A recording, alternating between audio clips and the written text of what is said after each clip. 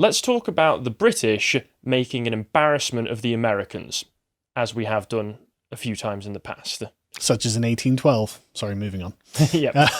So this is a recent bit of news that's come out that's been quite jolly to listen to read about, and very uplifting in the office, certainly. It's given us all a bit of a laugh, where we've heard that the US Marines recently have been dominated by British colleagues in a desert exercise. So this is coming from RT. The UK's Royal Marines have reportedly handed a decisive defeat over their US counterparts during exercises in California's Mojave Desert, with the Americans losing so badly that they asked for a timeout halfway into the mock battle. A commando of Royal Marines deployed to the US Marine Corps facility in 29 Palms last month for Green Dagger 2021 exercises, among other things, in order to test a new force structure. After training with Dutch, Emirati, and Canadian colleagues, they were pitted against the USMC, the US Marine Corps, in a 5-day fighting exercise. The 40 Commando proclaimed on Saturday that they were victorious, offering no further details.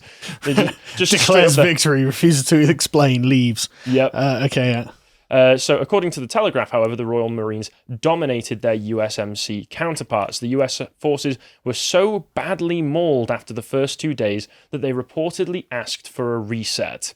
At one point, the 40 Commandos kill board showed almost every US asset as either destroyed or rendered inoperable. So this wasn't just that we won, we decimated their forces. Oh, but that's not good news, though, is it? You know, that just implies that the US Army is deteriorating in quality. It does imply that somewhat. It could also imply, I mean, don't get me wrong, I'm sure we're brilliant. I was going to say, it could imply that we are that far ahead, strategically speaking. It might imply that, but I'm genuinely concerned about this, because I think that this is a consequence of the erosion of the standards of the US military, as we have seen exemplified by woke generals like General Milley. Yes. You know, I'm sure that, whereas, our commandos may well have done amazingly, their nails probably weren't nearly as nice as the US Marines. They probably didn't have their hair up in buns as the US Marines did. Like this, I'm genuinely worried about the quality of the US military. And I'm honestly skeptical about whether they can even win a war at this point. Well, I mean, what you're talking about there is reasonable, especially after, obviously, earlier on this year, one of the biggest pieces of news was the US pulling out of Afghanistan, seemingly overnight for no particular reason. Didn't they have another base outside of Kabul that they just abandoned overnight with all of the equipment there still?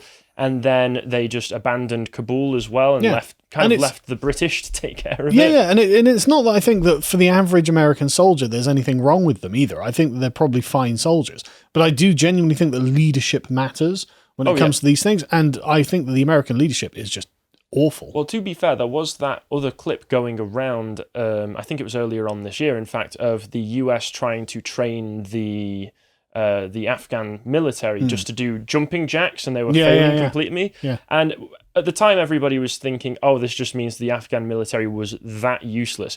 But could that point towards a certain deterioration in the US's ability to train these people, potentially? Possibly. But yeah, continuing on. So the exercise area had stretched over 3,500 square kilometers, which is 1,350 square miles if you're in civilization, like us, of desert and mountains, including urban settings populated by actors playing civilians. British force began in control of 20% of the area and ended up commanding 65% at the end of the battle. They reportedly succeeded by targeting the US headquarters and its valuable equipment, paralyzing the Americans' counterattacks. The British artillery and fighter jets helped the commandos to advance, and a last-minute US Marine Corps counterattack was repelled. So we just, once again, completely dominated everything they tried to do. They tried to do counterattacks, and I'm sure, being the US Marine Corps, they probably had the most up-to-date equipment, possibly. I imagine they would have done. They spend a ridiculous amount on their military.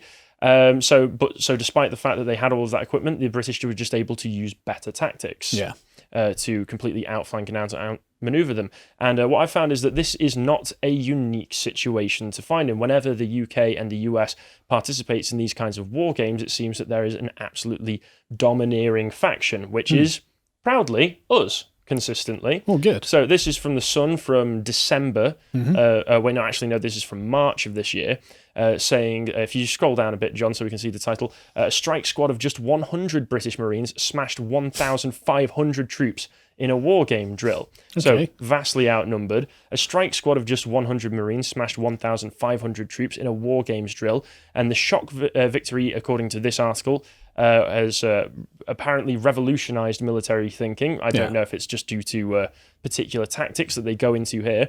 So they said, our future commando force attacked in the urban warfare exercise. Conventional tactics suggested that they would have needed to heavily outnumber the defending Americans. So it wasn't even necessarily that it was 100 British soldiers defending against No, they were Americans. attacking. Yeah, they were attacking, and traditional thinking tells you that it's much easier to defend. Oh, absolutely. I mean, That's what we built all the castles for, is somewhere easy to defend. Yeah, a defensive position is what's called a force multiplier, and it means that you need more men than there are defending to be able to take it because of the losses you're going to incur. Yeah, but apparently just 100 British Royal Marines could take over this. It would be nice to be all jingoistic about it and go, haha, Americans, what now?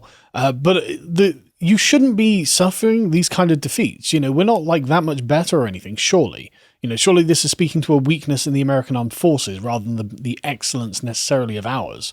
Potentially, but it goes into some of the tactics here. Okay, So it says, but working in 8 teams of 12, the British Royal Marines outmaneuvered their rivals and used helicopter drones linked to screens on their chests to pinpoint weak spots. The £40 million drill in California had to be cut short because the British victory was so swift and unexpected. But we shouldn't be dominating the American military like this. The American military is supposed to be world class. It's supposed to be the best. Yeah. Come on. And the Chief of Defence Staff, General Sir Nick Carter, told The Sun that this has overturned the principles of war. Mass is no longer the asset it once was. It is all about effect. If you concentrate your force, you are vulnerable. So it sounds as though that what the US Marines, just by that statement, did may have been to concentrate their forces all in one particular area of the defensive, in a defensive position, which just basically allowed them to get just dominated because... Yeah. Generally speaking, if you put all of your forces in one position, it makes it easier to take them out, I'd imagine. Well, it means you can be more easily outflanked and outmaneuvered. Yeah. So on the modern battlefield, you want maximum dispersion to give your opponent maximum doubt, and then apply disposable technology that you don't mind losing, which all sounds reasonable as somebody who's not particularly familiar with military tactics. It sounds like good advice. And one of the benefits that you could say is coming from this is that if the US Marines really aren't in that greater position at the moment, is that it's giving them good tactics for the future. Yeah, I mean, and it does sound like they are developing some good tactics, potentially in losing so badly. Well, yeah, at least, taking losses is very instructive, at the very least. Yeah, and just anecdotally as well, talking about this sort of stuff in the office, Josh told me that there was a situation back in 2013 wherein British military, the British Marines were doing another war game with the US, probably out in the Mojave Desert again, where they were able to outflank a particular squadron, capture them, got all in their uniforms, and got in the military vehicles, and just infiltrated the US base, and then just took every single one of them out. Okay. So there is an aspect of this to me that makes me feel like, well, at least we're in good hands. Yeah, at least we're doing all right. Yeah. Yeah, at least the British are doing all right. But just generally speaking, to show just how shocking this can appear, you can see here the 2019 military budget in the US was vastly understating if I were to say that, $731 billion, as opposed to, if you move over to the next one, for the UK, it was $48.6 billion. So we are spending vast amounts of money less than what the US is spending currently. And you can see it's decreasing, generally speaking. In their defense, we don't operate military bases all around the world, and we're not underpinning the liberal order of the world either. But that is fair. And also the UK, the British military, the English military, has always operated with fewer men than its contemporaries. It's always been a much smaller force. Well, judging by the results, it seems we don't need as many men. Well, yeah, it's about standards, to be honest. It's about maintaining high standards. And I am genuinely concerned about the standards of the American military at this point. Yeah. So with all that said, American exceptionalism seems to be waning, not holding up, shall we say, but British supremacy holding strong. So Americans shape up. Yeah. Thanks for watching this clip from the podcast of the Lotus Eaters. We broadcast live on lotuseaters.com at 1 p.m. UK time every weekday. And we also have loads more content that we don't put on YouTube, such as the memes and video comments from our community. Every week, we also have new episodes of our regular series, Contemplations and Epochs. In Contemplations, Josh explores interesting and diverse topics, such as the science behind the need for fathers in the home, or why people believe in ghosts and the paranormal. In Epochs, Bo and I go on, often at length, about various events and periods in history that are particularly fascinating. We've just finished a 5-part mini-series on the 100 Years' War, which I particularly enjoyed right up until the end of it when, spoiler alert, the French won. Alongside our excellent team of in-house writers, we also commission articles from outside contributors, and Silver and Gold tier subscribers have access to an audio recording of each premium article, so you don't have to read it yourself.